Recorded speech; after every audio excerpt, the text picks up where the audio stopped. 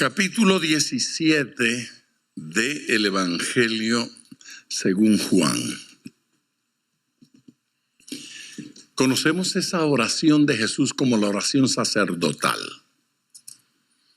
La hemos dividido en pedazos porque creo que si estudiásemos en un solo día esta oración, perderíamos tanto detalle, perderíamos tantos aspectos, tantos buenos criterios, tantas razones, que sería un desperdicio.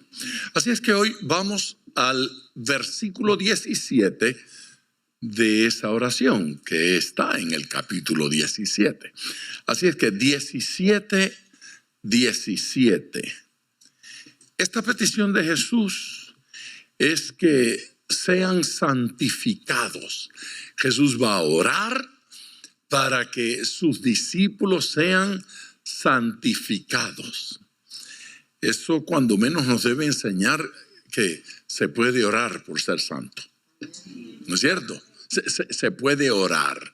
Uno se pregunta, ¿qué debo hacer para ser santo? Bueno, cuando menos oremos. Versículo 17. Santificados en tu verdad, o santifícalos, perdón. Santifícalos en tu verdad. Tu palabra es verdad. Aleluya. No solo dice líbralos del mal o presérvalos en el mal. Recuerda que Jesús había orado así. Jesús había pedido al Padre que los librara del mal. No te pido que los saques del mundo, te pido que los libres del mal, que los preserves en el mal. Pero ahora añade otro elemento, no solo los va a preservar del mal, sino también a guardarlos en el bien. La diferencia es sencilla. La primera parte es, no permitas que el mal les afecte. Pero esa no es la única forma de preservarnos. La idea no es solamente que lo malo no me dañe, pero Él está diciendo, sumérgelos en lo bueno para que perseveren, para que sean preservados allí de alguna manera. Guárdalos en el bien. Lo otro tiene que ver con que aquello no me alcance.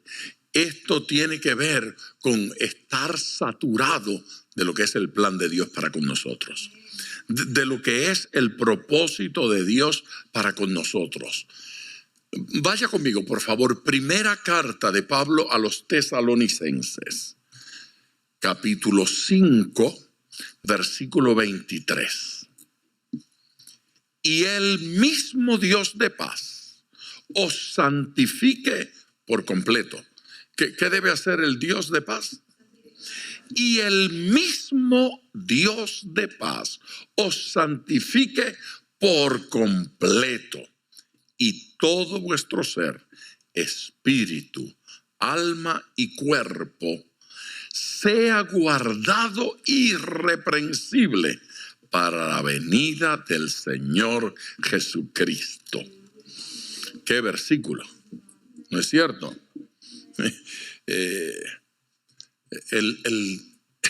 El apóstol escribe un mensaje poderoso a los tesalonicenses, poderoso, un mensaje que tiene que ver no solo con el presente, pero que nos va a acompañar en el proceso hasta la venida de nuestro Señor, o hasta nuestra muerte, hasta nuestra partida. Dios, el mismo Dios de paz, os santifique por completo. Así es que este proceso de la santificación durará hasta que Cristo venga o hasta que estemos completamente santificados. Los gnósticos van a enseñar que la santidad, la pureza, la integridad se logra solamente en el plano de lo espiritual.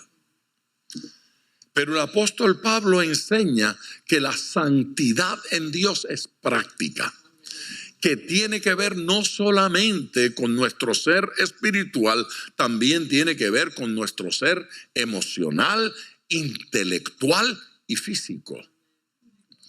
Para esos religiosos, la santidad física no existe. De hecho, lo que ellos enseñaban es que todo lo físico y todo lo material es pecaminoso, es malo. Por eso los gnósticos niegan la encarnación. Ellos no creen que Jesús nació de María, y ellos no creen que Jesucristo vino en cuerpo físico. Era cierto tipo de manifestación espiritual. Ese gnosticismo invadió la religión popular, y por eso todos los santos usted los ve con una aureola y algunos de ellos flotando a unas cuantas pulgadas del suelo, porque no eran cuerpo físico. No hay santidad para el cuerpo físico. Eso no es lo que creía Pablo. Pablo creía que Dios nos hacía realmente santos, realmente puros, que podíamos vivir sin pecado. Eso es para nosotros. Esto es para nosotros hoy. Así es que la oración de Jesús va a tono, no, debo decirlo al revés. El comentario de Pablo va a tono con lo que Jesús estaba orando. Con la oración del Señor. No te estoy pidiendo ahora solamente que los libres del mal. Ahora te estoy pidiendo que los santifiques en tu verdad. Tu palabra es esa verdad en la cual los vas a santificar. Lo que Jesús está orando es algo así como: confirma en ellos la obra de la santificación. Y digo confirma en ellos porque lo que está diciendo no es que los hagas santos en actitud o en concepto, sino en práctica. En la expresión práctica, diaria, Jesús está orando según Señor, asegura que vivan en buenas obras. Asegura que caminen en buenas resoluciones, que tengan planes que sean santos, que la intención de su corazón sea santa. Es que la gente llega a creer que la santidad es cosa espiritual y poco relacionada con el diario vivir. Pero el Señor Jesús está orando para que la santidad de esta gente se exprese desde el amanecer hasta el anochecer. Que pueda ser santo en el trabajo, que pueda ser santo en la calle, que pueda ser santo en las relaciones diarias, en la comunión cotidiana y continua, en la expresión más ordinaria de la vida. Dios quiere que experimentemos santidad. Hay alguien que dice amén. Que el brillo de tu obra en ellos sea plena. Que el brillo de tu obra en ellos sea, lo llene todo. Que perseveren en bien hacer. Que perseveren en buena conducta. Nosotros hemos decidido en este tiempo ser algo así como santos por selección. Es cierto, decidimos en qué hay que ser santo y decidimos en qué ser santo no es tan importante. Así es que es santidad selectiva. Este lujo me lo puedo dar. Hay gente que piensa que pueden decir vulgaridades y otros piensan que pueden visitar páginas de chistes de doble sentido y que eso no les va a afectar. Y piensan que hay pecadillos con los cuales podemos darnos el lujo de, porque ese no es tan malo. Y también yo creo que tienen una convicción tremenda de cuándo es que van a morir y de cuándo es que viene Cristo. Es decir, la fecha esa de no es todavía. Porque si pensaran que Cristo pudiese venir hoy, arreglarían su vida hoy. ¿No es cierto? Pero vamos a dejar esto así. Porque total, Cristo no viene todavía. Y yo tampoco voy a morir. Ya usted se dio cuenta de que la gente se muere en cualquier momento. Sí. El salvo debe procurar que lo recibido en el Calvario afecte su vida diaria. El Hijo de Dios debe procurar que lo que pasó en la cruz no se haya quedado en la cruz, que me acompañe en la experiencia cotidiana toda su vida y toda su conducta tiene que ser afectado por lo que sucedió en el Calvario. La vida de Cristo en mí modifica lo que estudio. ¿Qué voy a estudiar? Pues hasta cierto punto depende de quién es Cristo para mí, quién es Dios en mi vida, hacia dónde me lleva el plan de Dios y hacia dónde me lleve ese plan. Eso quiero estudiar, eso quiero hacer, a eso quiero dedicarme. Amén. Hay un versículo en Apocalipsis que me acompaña hace muchos años. Es uno de esos versículos que aparece en mi mente continuamente. Está en Apocalipsis 22 y es el versículo 11, la segunda parte. Me encanta. El que es santo, santifíquese todavía. ¿Sí? El que es santo, santifíquese todavía. No está hablando allí de santidad como una cosa del pasado, algo que recibí hace muchos años y lo estoy guardando en algún lugar. Está diciendo, haga la santidad cosa práctica hoy. Todavía tengo que hacer algo para caminar en santidad.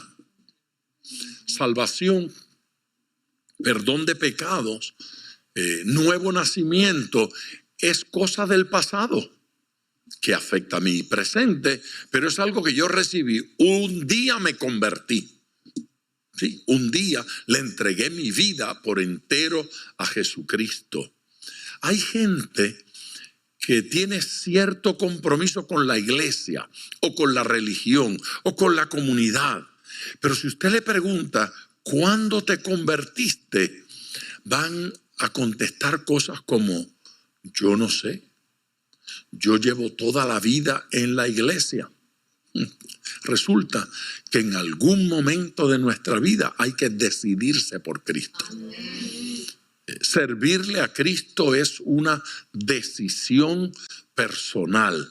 Yo decido servirle a Cristo. Alguien puede decir, bueno, lo mío fue un proceso. Y yo puedo aceptar eso, que lo suyo haya sido un proceso. Pero usted debe recordar una época cuando usted no era salvo. Y debe recordar un momento donde usted tuvo convicción de salvación. Claro, es un problema experimentar convicción de salvación cuando nunca estuve claro de que estaba perdido. Nadie se siente salvo si primero no se sentía perdido. ¿Usted alguna vez trató de salvar a alguien que no sabía que estaba perdido? ¿Usted alguna vez tuvo que sacar a alguien del agua que no sabía que se estaba ahogando? Un salvavidas en el agua, en el mar, en el río, donde sea, experimenta eso continuamente, especialmente con los jóvenes. Usted quiere ver a alguien que no sabe que se está muriendo, ve a un joven ahogándose. Ahí está, golpeando el agua como un loco, los ojos que se le quieren salir, se está quedando sin oxígeno y sin energía. Y usted, si lograse hablar, le pregunta que si necesita ayuda y dice que no, especialmente si la novia está en la orilla. Sí, porque hay que fingir que estoy en control y que todo está bien, ¿no es cierto? Había una leyenda antes de que los salvavidas se les enseñaba a darle una cachetada al que se estaba ahogando, y entonces eso no es verdad. No, eso es mentira. Eso no es verdad. Eso no es cierto. Está prohibido pegarle. Se puede morir. Está prohibido pegarle. Entonces lo que se hace es que el salvavidas se detiene a 1 metro o 2 y lo deja que se canse. ¿Qué así? ¿Necesita ayuda? No. ¿Estás bien? Bueno. Entonces, hay que dejarlo. Y cuando eso sí que ya no puede, lo agarra por el pelo y lo saca. Sí, porque si pelea con él, los dos se ahogan. Pero no es verdad que hay que pegarle. Entonces hay gente a los cuales uno le predica, pero ellos tienen una explicación extraordinaria. Ellos lo saben todo, ellos lo entienden todo, ellos están muy bien. Ellos van a la iglesia, aunque sea en Semana Santa. Tal vez en Navidad si no hay fiesta en casa. En algún momento, acción de gracias, de repente me aparezco por allí y se sienten muy bien. Yo no sé si se sienten muy bien, pero por lo menos de esa manera justifican la cosa. No se han sentido perdidos. Eso es un problema. ¿Qué hacemos al respecto? Yo no sé. Yo no sé qué hacer.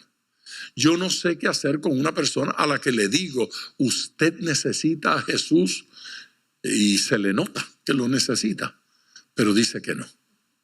Dice que ella tiene a Jesús, que es salvo, que ya tiene a Cristo, que su vida está bien, que yo soy una buena persona. Eso no es lo que enseña la Biblia. Pero si esa persona no descubre que está perdida, nunca va a sentirse salvo en algún momento. Así es que fíjese, cuando usted vea que un familiar suyo pasa de un problema al otro, no se atribule mucho, no se atormente mucho. Tal vez el Señor lo está esperando a la vuelta de la esquina. Tal vez el Señor está esperando que se canse de golpear el agua. Tal vez el Señor está... Entonces, a veces nosotros impedimos que suceda. No lo dejamos que toque fondo. Déjelo que toque fondo. Y entonces de pronto lo podemos alcanzar. ¿Les parece? Dios es el que justifica. Amén. Igualmente el que santifica.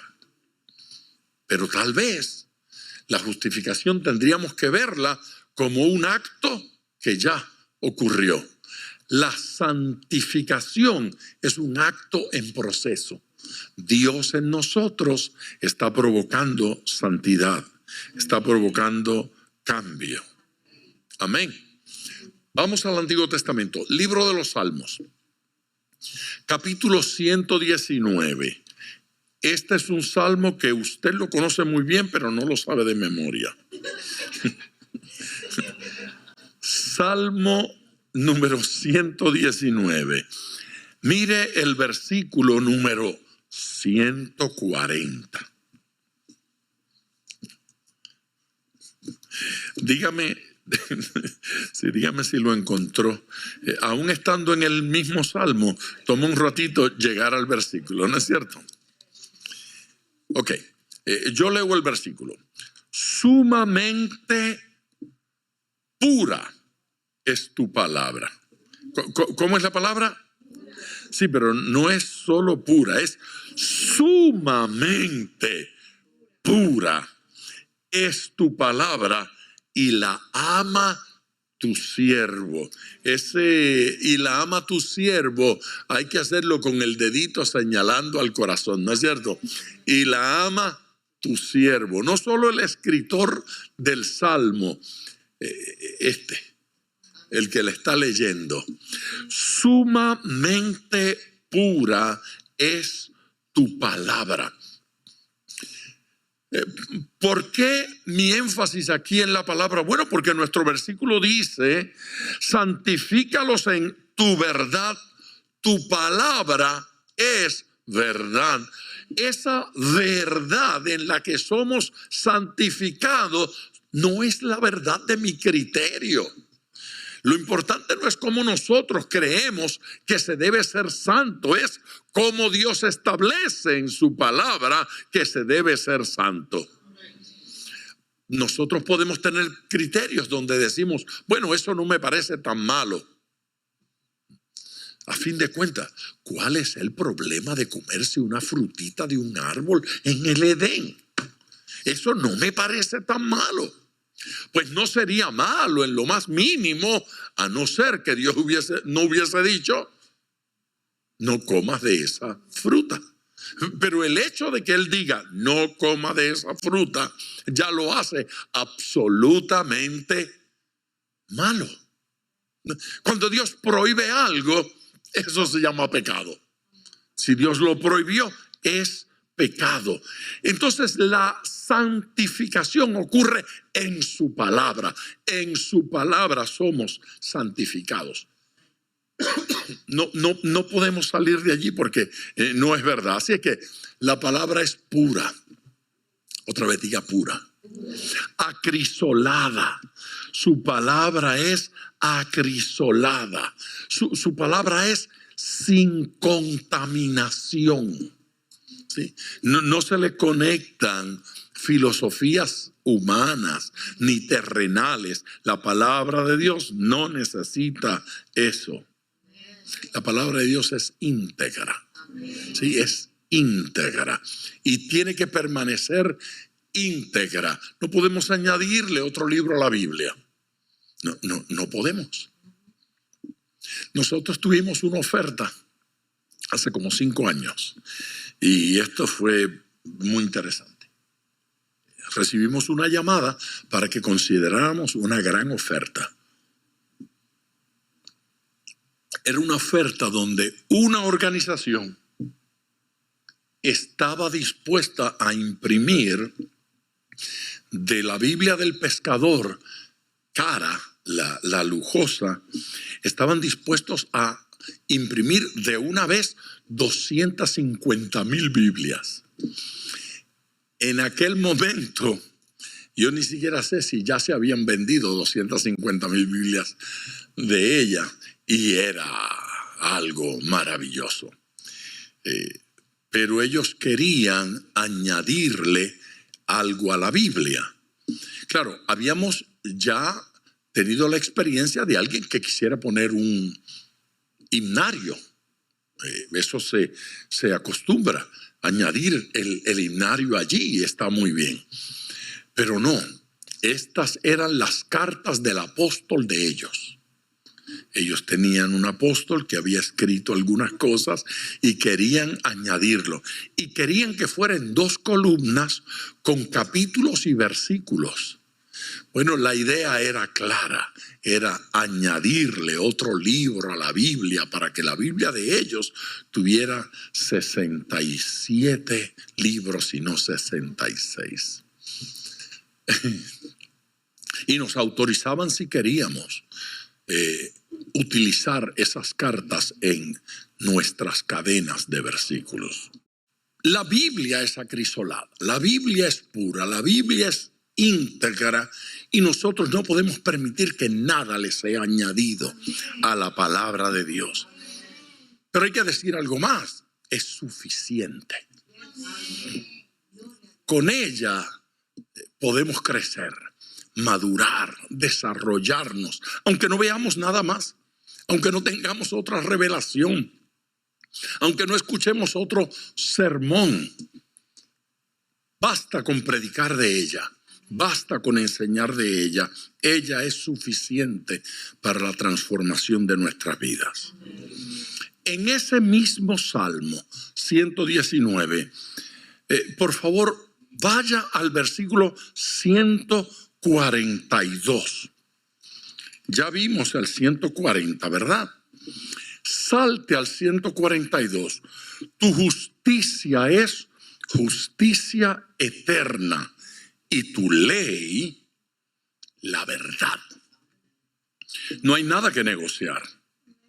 Eterna, amén, es la verdad. De un saltito, mira el 144. Justicia eterna son tus testimonios. Dame entendimiento y viviré. Estamos hablando de la palabra de Dios, es eterna, es auténtica, es sin defecto, sobre todas las cosas sin fecha de expiración. No hay un momento cuando ya la Biblia no tiene efecto.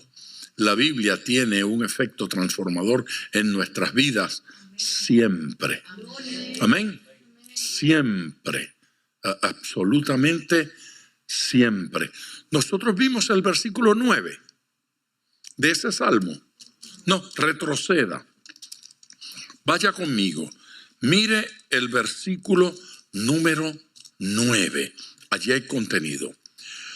¿Con qué limpiará el joven su camino? Jóvenes. Los jóvenes digan amén.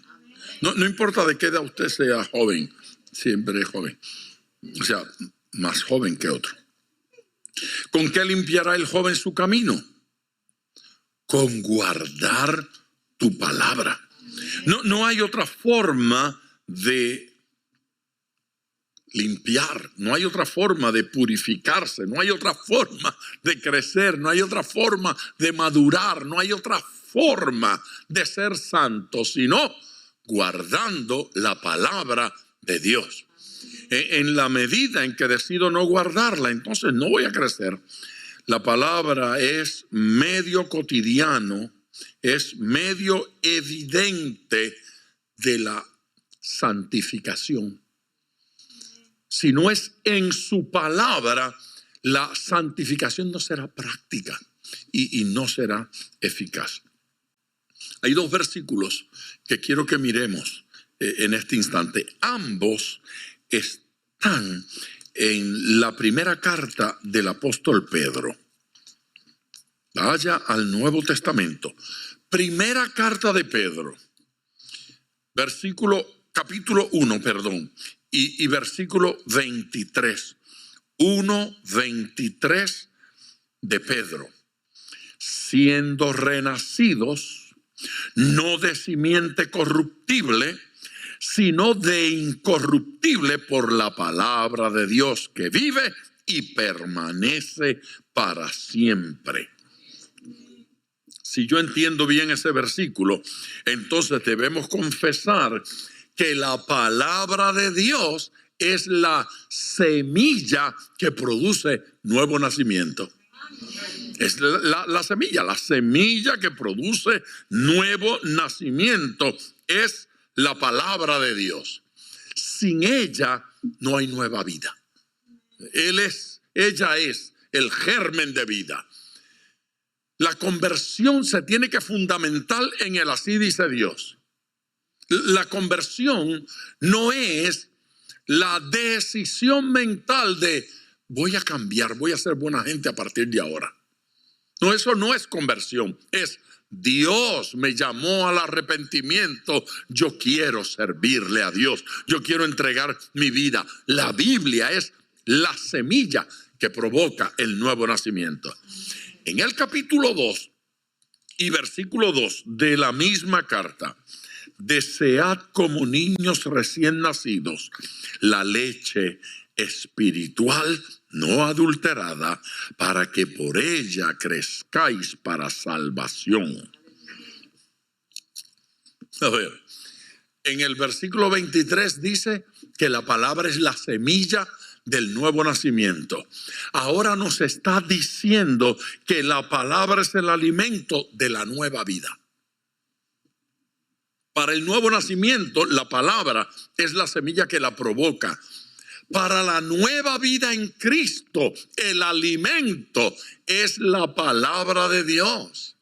Así es que nacimos de nuevo con la palabra, nos alimentamos, crecemos y somos santificados con la palabra. La iglesia tiene que ser pueblo de un libro. Y tiene que ser el pueblo de el libro, del libro de Dios. No podemos desconectarnos de ese libro. Si la Biblia no le acompaña a usted cada día, su crecimiento va a ser deficiente.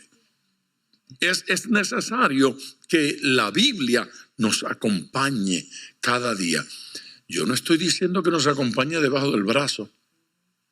Allí no funciona. La Biblia no es un buen amuleto, ni en la guantera del auto, ni en el maletín. La Biblia es para leerla. Este libro hay que abrirlo diariamente, mirarlo y considerarlo, porque Él es nuestro alimento. ¿Cómo estaría usted de salud si comiera de domingo en domingo? No funciona, ¿verdad? No funciona. Tiene que acompañarnos. La palabra de Dios tiene que acompañarnos diariamente. El Salmo 1 dice que cuando menos hay que comer 2 veces al día. Lo dice el Salmo, que en tu ley medita de día y de noche, mínimo 2 veces. Abre el libro, sea religioso, aunque lo critiquen.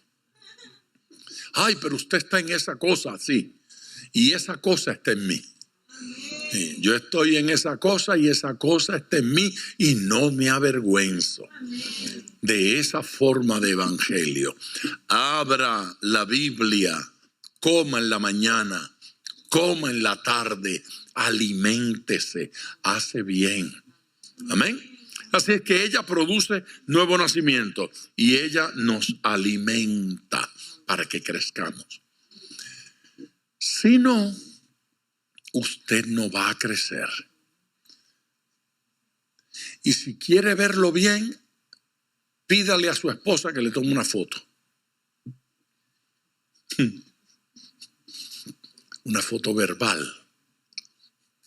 Dígale a ella que describa su madurez espiritual. Verso 18.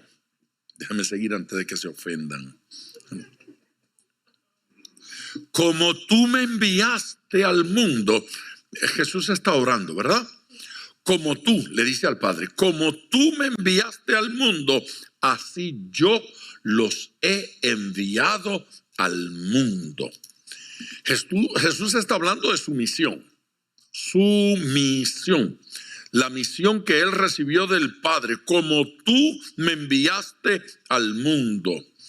Así es que Jesús está hablando de lo que él fue en la tierra, de lo que él habló en la tierra y de lo que él hizo en la tierra. Evangelio, el evangelio. Lea los 4 evangelios y usted va a descubrir que hablan de eso y de nada más. De quién es Jesús, de qué dijo Jesús y de qué hizo Jesús. Habla de lo que él es, habla de lo que él dijo y habla de lo que él hizo. Porque esa fue su misión en la tierra. Eso es el evangelio. Así es que él dice, como tú me enviaste al mundo, a lo que tú me enviaste al mundo. La misión que me diste para venir al mundo. Eso que me mandaste a hacer. Y ahora yo los estoy enviando a ellos. Así yo los he enviado al mundo. De la manera que me enviaste, así yo los envío. Jesús nunca estuvo solo. Jesús siempre fue oído del Padre. Jesús siempre tuvo respuesta a sus oraciones. Jesús siempre fue respaldado por el Padre, porque el Padre lo envió. Jesús le está diciendo a los discípulos, y yo los envío a ustedes de la misma manera. le estaba diciendo, y de la forma que yo cuento con el Padre, ustedes pueden contar conmigo. Yo tuve uno que me envió y ustedes tienen uno que los envía. Yo los acompaño. Yo voy con ustedes. Así es que si estamos siendo enviados por Él, como Él fue enviado del Padre, entonces los discípulos tenían que predicar lo que Él había predicado. Hablar de lo que Él era y confesar lo que Él hizo. Por eso se llaman testigos.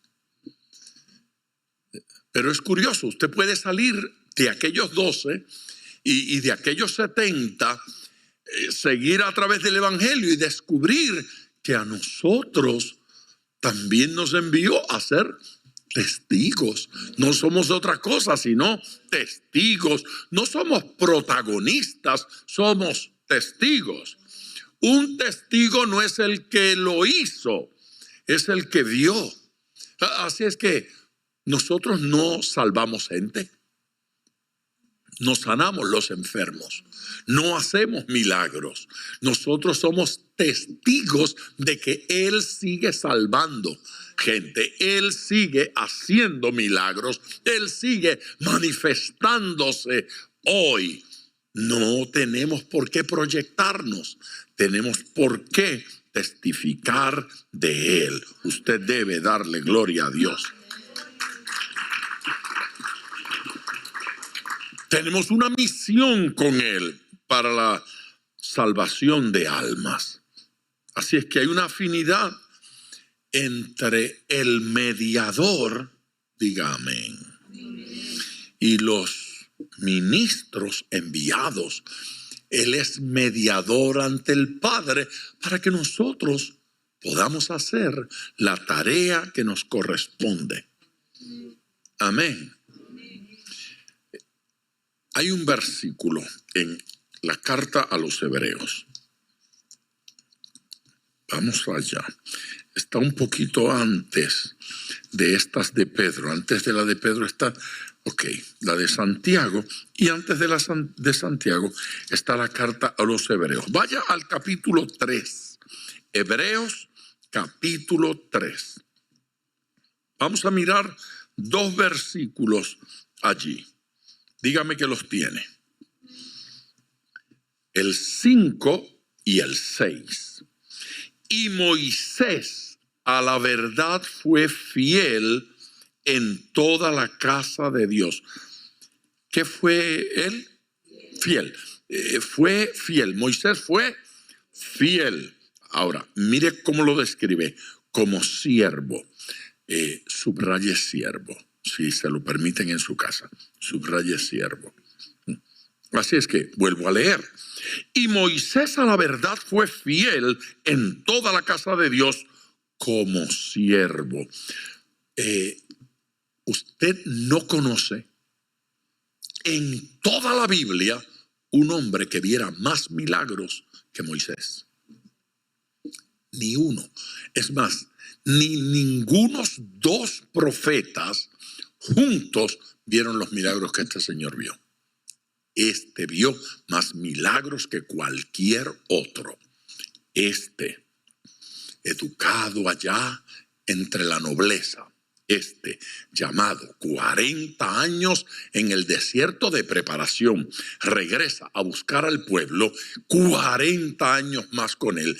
Este señor, las 10 plagas, ¿sí? Suficientes milagros solo con las 10 plagas, ¿no es cierto? No paró allí la cosa, no paró. El mar abrirse en 2, el mar. No es un charquito en la esquina de su casa. No, el mar abrirse en 2. ¿Sabe lo que es eso? Nadie sabe lo que es eso. ¿Qué va a saber uno lo que es eso? Y luego, de día, una nube. Y de noche, una columna de fuego. De noche te alumbro, que no se le iba la electricidad. Y de día te protejo y te cubro. La ropa no se le ponía vieja, ni el calzado. Usted ha visto cosa igual. ¿sí? Las culebras. Sí, la varita esa es la que le gusta a usted. Deme la varita esa. A ver si le acabo las culebras a 2 o 3. No es cierto. El maná. ¿Quién vio más milagros que este señor? Metido mes y pico allá arriba sin comer ni beber, hablando con Dios cara a cara. El arbusto, el monte temblaba, se estremecía. Dígame, por favor, ¿quién vio más milagros que él? ¿Quién? No es verdad, nadie vio más milagros que Moisés. Oh, pues era el apóstol Moisés. No era el profeta Moisés. No, era el sumo sacerdote Moisés. Nada de eso. Dice que se condujo allí como siervo. La palabra es como esclavo. El de los milagros, ¿cómo se condujo? Como esclavo, no como amo, no como jefe, no como maestro, no como superdotado, como siervo, para testimonio, siga leyendo, para testimonio de lo que se iba a decir. Pero Cristo, y ese pero lo pone en contraste, pero Cristo como hijo sobre su casa, Moisés como esclavo en su casa, Jesús como hijo sobre su casa, la cual casa somos nosotros, si retenemos firme hasta el fin la confianza y el gloriarnos en la esperanza. Aleluya. Esto nos debe impresionar. Estos 2 versículos contrastan a Moisés y su función y a Jesús y su tarea. El uno se movió como siervo, como esclavo, y el otro como hijo de Dios. Eso debe acabar con toda pretensión de cualquier persona. Y debemos saber que todo ministro, todo predicador, todo siervo del Señor, todo hijo de Dios ha de mantener actitud de esclavo al acercarse a Él y al servirle a Él. Vine a servirte, soy tu siervo, soy tu esclavo. No soy aquí el macaracachimba, le dicen allá en el barrio mío. Esclavo. A aquel que vino como hijo único, el unigénito del Padre. No es el primero, es el unigénito del Padre. Único, Jesús. Él es el que puede entrar a la casa y decir: esto es mío. Aquí mando yo. Nosotros somos esclavos. No podemos perder de perspectiva esta realidad. Nos está llamando ministros, nos está llamando servidores. Debemos comprender esto. Cuando Él encarga, Él capacita y sostiene. Él le encarga algo, Él nos encarga tarea, Él nos capacita y Él nos sostiene. Siempre nos capacita y siempre nos sostiene. Diga aleluya. Y por ellos, yo me santifico a mí mismo. Jesús se santifica a sí mismo para que también ellos sean santificados en la verdad. Mire lo que Jesús hace. Me santifico para que ellos se santifiquen. Eso nos debe enseñar algo como padres. Me santifico para que ellos se santifiquen. Eso nos debe enseñar algo como ministros. Me santifico para que ellos se santifiquen. Resulta un poco difícil eso de predicar un mensaje que desafía a la santidad cuando yo no me santifico. ¿Por qué recomendar la santificación o la santidad si yo no la procuro para mí? ¿Por qué ellos tienen que ser santos, pero yo no tengo que ser tan santos? A mí se me consienten ciertas... No funciona así. Funciona al revés. Me santifico para santificarlos. Si no me santifico, no puedo ser instrumento para bendecir a otros. Claro, Jesús se santifica. Uno tiene que preguntarse, ¿y en qué sentido Dios tiene que santificarse? Dios no necesita santificar, pues, como no necesita crecer. Pero la Biblia dice que Jesús crecía aquí, en la tierra. Amén. Dios no aprende, pero la Biblia dice que Jesús aprendía aquí en la tierra, en su expresión terrenal.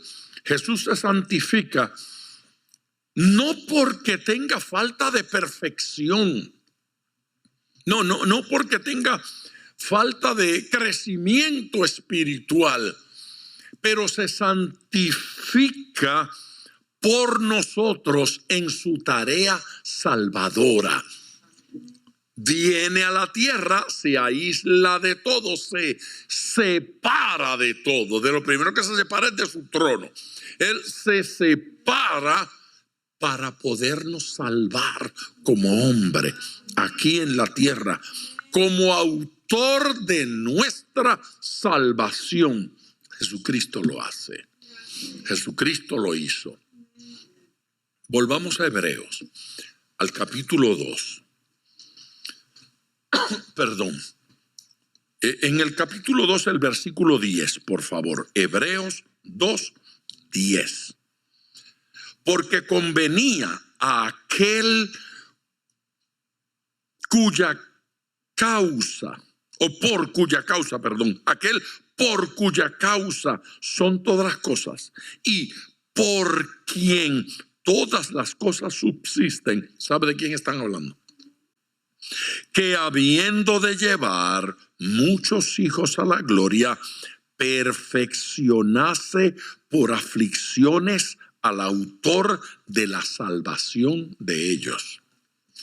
El crecimiento, el desarrollo, la santificación, el perfeccionarse tenía que ver con el proceso de aflicción a fin de salvarnos. No tenía que ver con que él creciera, aprendiera algo, se desarrollara, fuera mejor Dios. Nada de eso. Vaya al capítulo 5. Mire el versículo 9. Y habiendo sido perfeccionado, está hablando de él. Y habiendo sido perfeccionado, vino a ser autor de eterna salvación para todos los que le obedecen.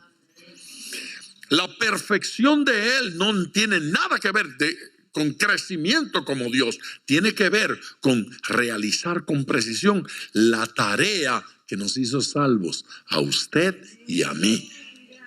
Le dolió salvarme. Yo lo sabía. Capítulo 9. Capítulo 9. Mire el versículo 14. ¿Cuánto más la sangre de Cristo, el cual mediante el Espíritu eterno se ofreció a sí mismo sin mancha a Dios, limpiará vuestra conciencia de obras muertas para que sirváis al Dios vivo? Todo lo que hizo fue para que nosotros fuésemos salvos, para que nosotros le sirvamos a Dios. Limpiados por la palabra de verdad, pero también en el sentido de separados y dedicados a Dios, a fin de proclamar la palabra de este evangelio. esta palabra que salva gente. El ministro de Dios, el instrumento de Dios, el siervo de Dios, es fruto del sacrificio del Calvario. Sin duda, la santidad de todo creyente es fruto igualmente de la muerte de Jesús. Nosotros no nos santificamos porque somos disciplinados, bien organizados y hacemos ciertas cosas. No, es porque Cristo murió por nosotros. Amén. Así es que Cristo ora por eso. Cuán importante debe ser para Él. Sí, ora por eso. ¿Amén? Esta es la voluntad de Dios, nuestra santificación. Eso está en un versículo de la primera carta a los tesalonicenses en el capítulo 4. Primera carta. Esta es la voluntad de Dios, nuestra santificación, porque es la voluntad de Dios, mueve la oración de Cristo. Con ello nos anima a que también nosotros oremos por nuestra santificación. Porque es la voluntad del Padre, Jesucristo ora y pide por nuestra santificación. Y porque es la voluntad del Padre y porque Jesucristo lo pide, nosotros debemos aprender a pedirlo. Se nos hace más fácil orar por nuestra sanidad. Eso está bien. Orar por nuestra paz, orar por nuestra prosperidad, o orar, pero hay que orar por nuestra santificación. Hay que ir delante de Dios. Si Jesucristo lo hizo y ya se había metido 3 años y medio con estos 12 y todavía está orando por la santificación de ellos, ¿cuánto nos falta a nosotros? ¿Alguno de ustedes descubrió que le falta santificación? A los que no dijeron amén, es a los que más le falta. Porque eso todavía le falta darse cuenta. Sí. Si Jesús oró por eso, nos dio ejemplo de que debemos hacer lo mismo. Si esta oración está ahí, en la oración sacerdotal de Cristo, no puede faltar a nuestra oración. Tenemos que orar: Señor, quiero ser santo. Señor, ayúdame a ser santo. Señor, ayúdame a corregir áreas de mi vida. Debemos anhelar cada día crecer en santidad, parecernos a Él.